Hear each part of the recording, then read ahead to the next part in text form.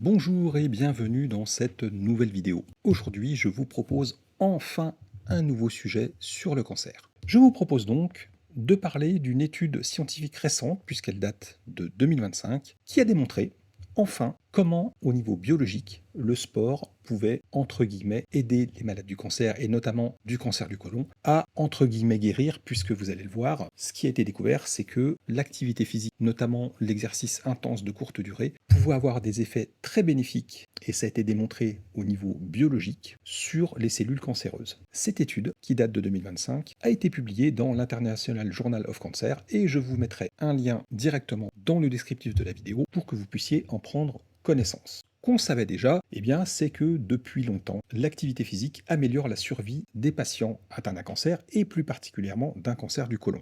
En effet, je vous en avais déjà parlé dans une vidéo, l'activité physique fait partie des choses qui sont fortement conseillées dans les centres de cancérologie aux patients, notamment la pratique de 30 minutes journalières d'activité modérée. Pour celles et ceux qui peuvent, bien évidemment, on conseille de faire un peu plus que du modéré. Et c'est ce que, pour ma part, durant ma convalescence, j'ai mis en place, puisque, si vous vous souvenez bien, j'avais mis en place un rituel où je faisais du sport, on va dire 6 jours sur 7, et j'ai gardé l'habitude, puisque, encore aujourd'hui, 6 jours sur 7, tous les matins, je me fais mes 10 à 15 minutes de sport relativement intensif. Je préfère faire une séance un peu plus courte et de bouger la journée, mais c'est ma manière de fonctionner, et donc c'est ce que j'ai continué de faire, et c'est ce qui m'a permis de reprendre du poil de la bête. Et donc, ce qu'on savait déjà, c'est que le sport réduisait le risque de récidive et aidait le corps à mieux tolérer notamment les traitements. Mais le mystère, c'est que jusqu'à récemment, les scientifiques ne comprenaient pas exactement comment ça fonctionnait au niveau microscopique et au niveau biologique. Qu'est-ce qui changeait physiquement dans nos cellules quand on pratiquait du sport?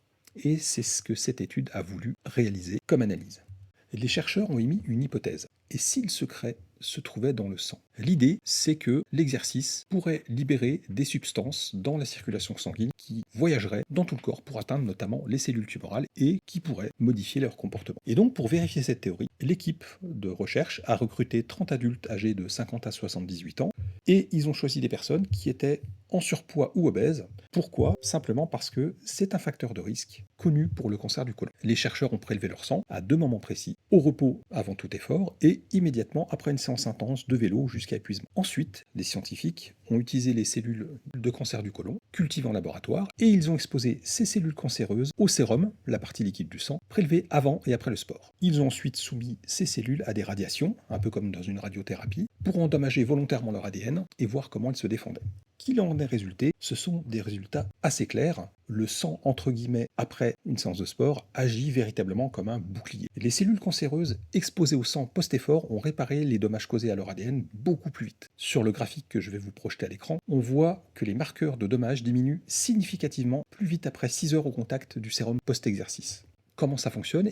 Comment le sang a-t-il aidé ces cellules? En leur fournissant simplement les bons outils. L'étude a découvert que le sérum post-effort active un gène spécifique appelé PNKP, et ce gène fabrique donc une enzyme essentielle qui fonctionne un petit peu comme une clé à molette moléculaire qui va aller réparer les cassures dans les brins d'ADN. L'analyse génétique a montré un changement radical de stratégie chez les cellules cancéreuses exposées au sérum post-effort. Moins de division, les voies biologiques liées à la multiplication des cellules, donc ce qu'on appelle la prolifération, ont été freinées, et plus d'énergie puisque ces cellules se sont mises à utiliser leur centrale énergétique, les mitochondries, beaucoup plus efficacement. Je vous le rappelle, les cellules cancéreuses utilisent beaucoup moins les mitochondries pour produire leur énergie, mais utilisent plutôt la fermentation, c'est le principe même de l'effet Warburg, et donc le fait d'exposer ces cellules cancéreuses à un sérum post-effort sportif a priori renversé la vapeur au niveau de l'utilisation de l'énergie, et donc ça c'est plutôt une bonne chose. Qu'y avait-il dans ce sang? L'analyse a révélé une augmentation de 13 protéines clés après l'effort. Parmi elles, il y en a une en particulier qui joue un rôle central, c'est l'interleukine 6. C'est une molécule de signalisation qui transmet l'ordre aux cellules de lancer des réparations et de gérer l'énergie. C'est la preuve que vos muscles parlent, entre guillemets, à vos cellules malades via la circulation sanguine, ni plus ni moins. Vous allez me dire, à quoi ça sert de réparer l'ADN de cellules cancéreuses? On pourrait simplement les éliminer. Ça peut sembler contradictoire, mais aider une cellule cancéreuse à se réparer, en fait, c'est bénéfique. Un cancer progresse souvent quand son ADN est instable et accumule des erreurs chaotiques. Cela le rend plus agressif et plus difficile à traiter. En forçant les cellules à maintenir une stabilité génétique, l'exercice pourrait empêcher la tumeur de devenir plus dangereuse.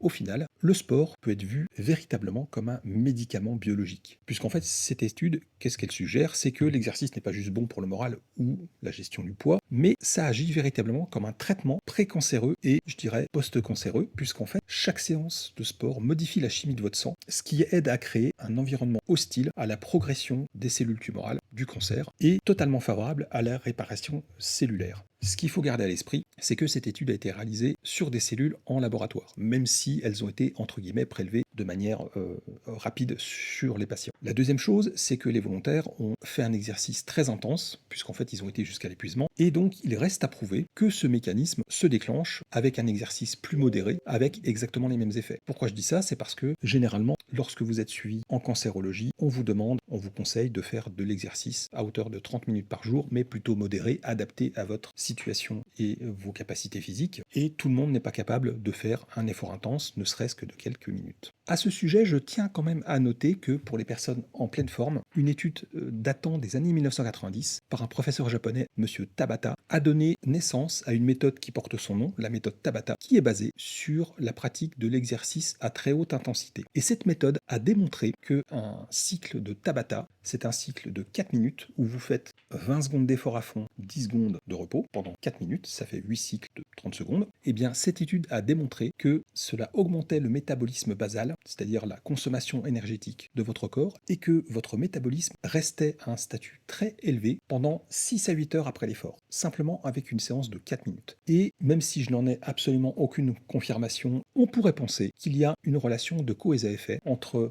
le fait que le corps continue, comme dans cette étude, à lutter, aider les cellules cancéreuses à se réparer pendant 6 à 8 heures, et le fait que dans la méthode Tabata, le fait de pratiquer de manière intensive une activité pendant quelques minutes permet au corps d'augmenter son métabolisme, et donc on peut très logiquement se dire qu'il pourrait y avoir un semblant de relation entre les deux. Je ferme ma parenthèse. La dernière chose qu'on peut dire sur cette étude, c'est que finalement, elle confirme toutes les observations qui ont été faites depuis des années sur la survie des patients. Vous le savez, l'activité physique, c'est une alliée précieuse et entre guillemets gratuite dans la lutte contre le cancer du côlon et des cancers en général. Et aujourd'hui, on a grâce à cette étude la certitude qu'elle déclenche des mécanismes naturels de réparation que nous commençons tout juste à décoder. Et pour les patients, c'est une preuve supplémentaire que bouger, ça fait partie intégrante des soins. Je vous mettrai dans le descriptif de la vidéo le lien vers l'étude en question. N'hésitez pas à me dire ce que vous en pensez. Pour ma part, je suis totalement persuadé du bien fondé de cette étude, même si, vous l'avez vu, elle a été réalisée sur un échantillon relativement restreint de patients, et surtout qu'elle a été réalisée en laboratoire sur des cellules certes humaines, mais en laboratoire. Mon expérience personnelle me fait dire que ça fait partie des petites briques qui ont aidé mon organisme à lutter contre la maladie et qui font qu'aujourd'hui je vais beaucoup mieux suite à mon cancer, et ça j'en ai l'intime conviction. Je vous remercie pour votre écoute et je vous dis à très bientôt pour une prochaine vidéo.